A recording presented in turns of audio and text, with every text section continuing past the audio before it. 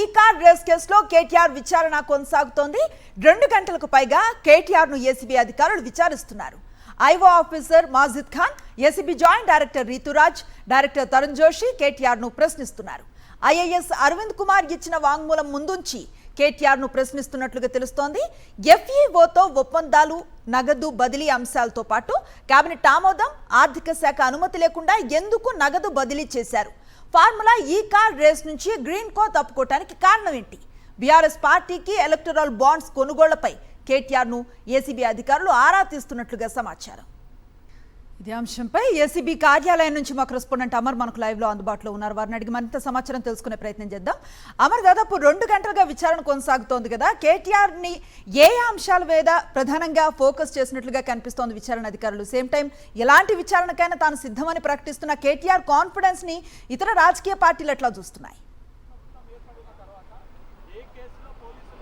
అనుశ్రీ, 2 గంటలుగా ప్రస్తుతం కేటీఆర్ విచారణ ఏసీబీ ప్రధాన కార్యాలయంలో కొనసాగుతుంది. ఇప్పటికే డిఎస్పీ మజీద్ ఖాన్ ఒక ప్రత్యేక గదిలో అతను కేటీఆర్ని అయితే ప్రస్తుతం విచారిస్తున్న పరిస్థితులు అయితే ఉన్నాయి. ఇటు న్యాయవాదులు 4 కేటీఆర్ వెంట వెళ్లారు. ఆ 4కి ఒక ప్రత్యేక గదిని ఏర్పాటు చేశారు. ఈ పక్కనే ఉన్నటువంటి 2 పక్క గదిలో విజిబుల్గా ప్రస్తుతం కేటీఆర్ విచారణ అయితే కొనసాగుతుంది. గత విచారణలో 6.5 గంటల పాటు కొనసాగగా ప్రస్తుతం ఇప్పటివరకు అంటే 2 గంటలు దాటింది. 2 గంటలుగా సుదీర్ఘంగా అతన్ని కేటీఆర్ని అయితే ప్రస్తుతం ప్రశ్నల వర్షం అయితే కురిపిస్తున్నారని చెప్పుకోవచ్చు. అయితే ఈ కేసుకు సంబంధించి ముఖ్యంగా చూసుకుంటే ఫార్ములా ఈ ఆపరేషన్కి సంబంధించిన కంపెనీలకు సంబంధించి ఇప్పటికే ఏసీబీ అధికారులు విచారించారు, కీలకమైన కన్ఫెషన్ తీసుకున్నారు. అయితే ఎఫ్ఈఓ కంపెనీలకు మొదట ఎవరు ఏదైతే అనుబంధంగా అంటే ఇక్కడ హైదరాబాద్లో రేసు నిర్వహించేందుకు ఎవరు కాంటాక్ట్ అయ్యారు, కాంటాక్ట్ అయిన సందర్భంలో కాంటాక్ట్ అయిన పర్సన్కి సంబంధించిన స్టేట్మెంట్ని కూడా ఇప్పటికే ఎఫ్ఈఓ కంపెనీల నుంచి వాళ్ళకు వచ్చిన మెయిల్ డాటా పూర్తిగా అవన్నీ కూడా తీసుకున్నారు, నివేదికను సిద్ధం చేశారు. ఆ నివేదికను ముందుంచి ప్రస్తుతం కేటీఆర్ని అయితే ప్రశ్నిస్తున్నారు. అయితే ఫార్ములా ఈ ఆపరేషన్కి సంబంధించిన ఇప్పటికే ఏదైతే నిధుల బదలాయింపుకు సంబంధించి చూసుకుంటే మొత్తం 45 కోట్ల నిధులు బదలాయింపు జరిగాయి. అయితే 8 కోట్ల పైచిలకు అవి ఏదైతే ట్యాక్స్తో మొత్తం ఓవరాల్గా 55 కోట్ల దుర్వినియోగం జరిగిందనేది ఏసీబీ భావించింది.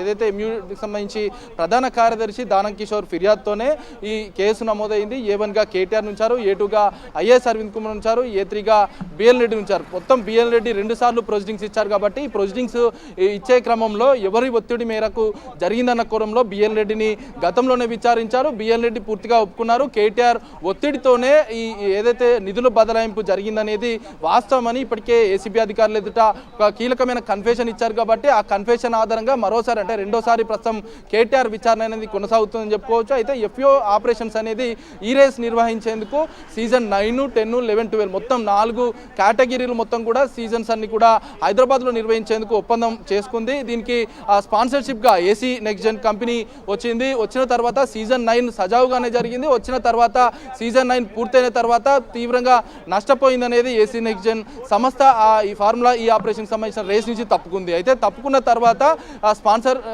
ఉన్నటువంటి ఏసీ నెక్స్ట్ సంస్థ పైన శాఖ మంత్రి అయినటువంటి కేటీఆర్ తప్పనిసరిగా చర్యలు తీసుకోవాలి. కాబట్టి ఎందుకు చర్యలు తీసుకోలేదన్న కోణంలో ప్రస్తుతం కేటీఆర్ని అయితే ఏసీబీ అధికారులు ప్రశ్నిస్తున్నారు. స్పాన్సర్స్ ఉన్నటువంటి తరుణంలో సంస్థకు నష్టం వచ్చిన తరుణంలోనే ఏసీ నెక్స్ట్ సంస్థ వైదొలిగింది. ఆ తర్వాత ప్రభుత్వమే స్పాన్సర్షిప్ ఎందుకు ఇవ్వాల్సి వచ్చింది, ఇట్లా నష్టం వస్తుందని తెలిసి కూడా ఎందుకు చేయవలసి వచ్చింది, ఏసీ నెక్స్ట్ సంస్థకు సంబంధించి ఎందుకు చర్యలు తీసుకోలేదన్న అంశానికి సంబంధించి పూర్తి స్థాయిలో కేటీఆర్ని అయితే ప్రశ్నిస్తున్నటువంటి పరిస్థితులు అయితే నెలకొన్నాయి. మొత్తం ఈ ఏసీబీ విచారణ మొత్తానికి కూడా ప్రస్తుతం డీజీ ఇటు డైరెక్టర్, జాయింట్ డైరెక్టర్ నేతృత్వ పర్యవేక్షణలో ప్రస్తుతం కొనసాగుతుందని చెప్పుకోవచ్చు. ఈ విచారణకు సంబంధించి చూసుకుంటే మొత్తం 50 కోట్ల దుర్వినియోగం జరిగింది. కాబట్టి ఈ 50 కోట్ల దుర్వినియోగానికి సంబంధించి ఏదైతే కేటీఆర్ ఇచ్చినటువంటి ఆదేశాలు ఎందుకంటే ఇప్పటికే ఐఏఎస్ అరవింద్ కుమార్ లాంటి కీలకమైన ఐఏఎస్ సీనియర్ అధికారిగా ఉన్నారు.